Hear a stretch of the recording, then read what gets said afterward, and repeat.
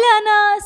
In this video, we are going to look into the summary of the novel Zorba the Greek written by Nikos Kazantzakis. He is a Cretan author and this is his first novel. This was published in 1946 and it was also made into a movie in 1964 by the director Mikhail Kakoyanis. The main characters of this story are the narrator and Zorba. They both are of different ages and both have different concepts of life. Narrator is a young man, whereas Zorba is a 60-year-old man. The story is about the friendship and about the meaning of life and all. About the friendship between these two people. So there are another minor characters also coming in the story. We can look into them when we go through the summary of the story. The narrator is a young bookish intellectual with a penchant for abstract thought, whereas Zorba, as I told, is a 60-year-old man with an enthusiastic appreciation for life and authentic lived experience. It is something that a narrator yearns to attain for himself. So, now let's get into the summary of the novel. The novel starts where the narrator is sitting in a cafe in Paris waiting for a boat to Crete. And the reason for why he is traveling to Crete is that he has rented a lignite mine there. Lignite is a mineral like coal, it's look lighter than coal. So why he has rented a lignite mine there is because he want to get rid of his frustrated life and he need a change. For that he had rented a lignite mine and so he sits in the cafe thinking about his friend Stavidaki, who was a member of Greek army and has left to fight for Greek and he has gone to Caucasus and he remembers that his friend had called him bookworm before leaving to Caucasus. So when he's thinking about his friend, there comes Zorba to the cafe and he comes to the narrator and asks him can he also join with him as a cook or as a helper. So narrator is so impressed with the personality and the appearance of Zorba and he agrees. So finally they both leave to Crete.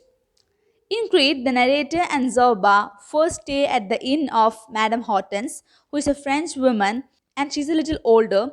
She talks about her youth to them. She says that she was a dancer in bar, she was a singer, she was a prostitute, she was a lover of many leaders and all. And Zorba gets impressed with her and he has an affair with her. Zorba and the narrator built a hut near the sea where they spend the evenings. After their work, Zorba will come and sit in the hut and he used to share his experience with the narrator and they both used to have a quality time there. And on Sundays, they both used to visit Hortense. And each day, our narrator admires Zorba by the lifestyle Zorba is having. He's living so happily, enjoying each moment, but our narrator is not even possible to enjoy the Crete's nature or landscape or anything. So, he wants actually to live like Zorba. Anyway, the work in their mine is going on. It is not going so good, so Zorba comes up with an idea to build an overhead cable from the top of the mountain to the coast. And a narrator gives Zorba permission to do so, and meanwhile, he continues working on his manuscript. He is writing something, and one afternoon, as the narrator, Zorba, and some other village men are there, they all catch sight of an attractive widow who has drawn the attention of Pauli, who is the son of village elder Mavrandoni. Our narrator had rented the mine of this Mavrandoni. This widow has refused to marry Pauli, and our narrator finds some attraction towards this widow, and he thinks that if he falls in any relationship with her, it will be an obstacle in his life and all. And he moves his concentration onto his writings and concentrate only on his writing. Zorba used to advise him to live as his mind says to live and enjoy and live, but narrator always disagrees. Many incidents happens in their life that makes a narrator admire Zorba more. Once there happens an accident in the mine where Zorba saves the men and the narrator, and so he admires Zorba each moment. So their cable railways work is going on, and once narrator will say Zorba to complete the work as soon as possible because they are in short of money. So they need some raw materials for that. So to buy those things, narrator sends Zorba to Iraklio, which is the capital city of Crete. So Zorba is going to Iraklio for 3 days to buy the things or the materials and come back. Whereas after 3 days, Zoba will not come back. Then on the sixth day, our narrator is receiving a letter from Zoba saying that he is spending his time with a woman there. Instead of buying the materials and coming back, he is spending his time with another woman. At the time, Hortense comes to the narrator and asks about Zoba. The narrator feels pity for Hortense and says her that Zoba has told in the letter that he is ready to marry her. At the time, we can see another incident happening that Pauli committed suicide due to the widow's rejection. So all the villagers start blaming the widow woman, and our narrator scolds the villagers that why are they doing like that? How can she be responsible for the death of Pauli? What is she done for that? Like that all. Then after some days, around 12 days, Zoba comes back bringing everything needed for the cable railway. Then he and the narrator visit the monastery to get approval to use the forest during construction. There the two encounter Zacharias, a monk, and discover that the monastery is mired hypocrisy and corruption. And still Zoba gets permission to use the forest at a good price. And then Zoba starts working hard to back up the 12 days that has lost for him. And at the time, Hortense is coming to talk to him, and the narrator reminds Zoba that he had told her that Zoba will marry her and all. And then during an Easter, Zoba and narrator prepare to host Hortense, but she has fallen sick. And after dinner, Zoba and narrator talk, and Zoba leaves for the village while the narrator feels compelled to walk alone. He runs into the widow and, drawing courage, spends the night with her. He finishes his manuscript the next day. Later, the widow is sighted entering the church and the villagers assault her. Zoba intervenes, but Marandoni kills her.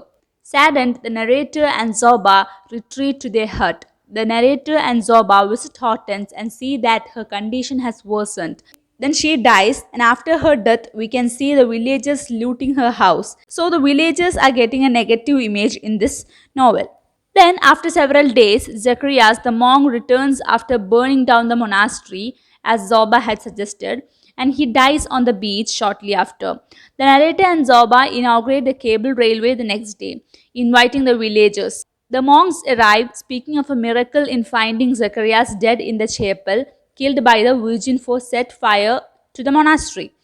Actually, Zoba was the one who moved the body.